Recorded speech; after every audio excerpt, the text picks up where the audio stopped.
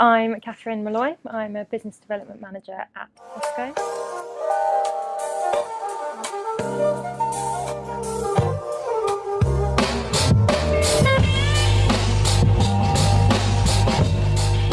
My role at Tesco is all about stimulating and supporting innovation within the business. So it's all about trying to create an environment where people can bring ideas to life and present problems that they're facing in the hope that we can find a new way to go about that, or a different approach or a new solution for them. Innovation to me is about doing things differently. So it's about seeing the art of the possible and trying different approaches, trying new ways to find a solution to a problem or find a new way of doing things. And for me, people tend to think that the tech world owns innovation, and for us at Tesco that is not the case. Like some of the best things we've done are new innovations within store to help our customers' shopping trip just be that little bit better. It doesn't always have to be this huge disruptive thing that is going to change the world. I think some of the smallest, most incremental pieces of innovation are the best, as long as they are making things a little bit easier or solving a problem for someone. Then I think that they are equally as valid as the big, huge innovations that people do. For me, agile has become a huge buzzword, and it has two main meanings for me. So there is the actual meaning of the word, so responsive, light on your feet, ready to respond, and then there's the process of agile, something that you can go and train in and learn and read about.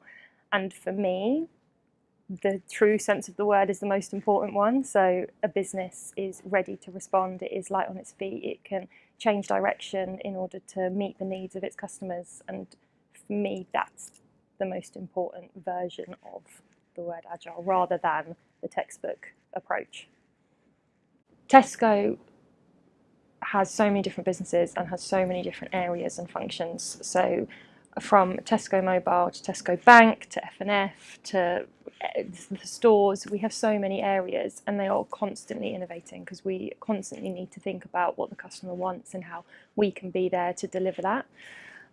So yeah, it's definitely not an ad hoc thing, it's definitely an ongoing thing. There's teams of people always looking at how to improve products and how to improve experiences. I think that the retail industry is constantly changing to keep up with how customers are behaving.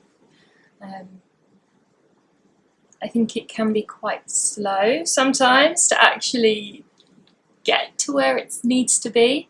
I think the ideas can take 1, 2, 3 years to turn into reality.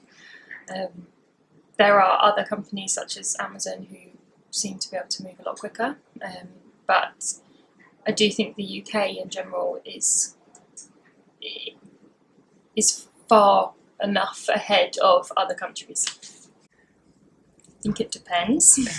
In terms of getting senior buy-in, it really is just a case of going and speaking to them. So it's, as long as you can put together a compelling business case and a proposition that customers are going to want, then it's just about speaking to them and making sure that there is the resource, the money, the time. And in a really big organisation, it's about making sure it's not being duplicated somewhere else, because that can very easily happen. Yeah. I think big corporates and startups can learn so much from each other. I think there's so much experience and knowledge that can be exchanged between the two. They are both kind of entrepreneurs and corporates. People have been bred and trained and taught in a very different way, and I think corporates can learn so much from startups. So they can learn from a startup's optimism, they can learn from their hunger, they can learn from the sense that we're all in it together and we can all do anything. I think a main one as well is their willingness to just try something, experiment, get things in front of customers, get the MVP built and out there, whereas I think corporates tend to have a much risk-averse approach, and that's something that they can definitely learn. As part of the partnership, we send Tesco colleagues down to the loft for a week. They get to leave their day job behind and they come and work for an entrepreneur or a startup for a week.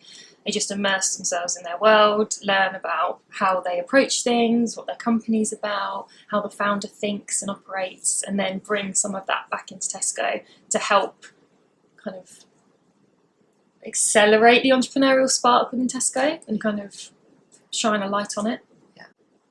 I can't speak for every large business, but Tesco has main teams that are kind of in charge of research and development and ideas, but it really is about everybody coming up with ideas. So we've had a new initiative, Free Fruit for Kids, in stores, and this idea came from a lady who works on checkouts. So she just told her store manager, that's escalated all the way up. Now it's happening in most stores.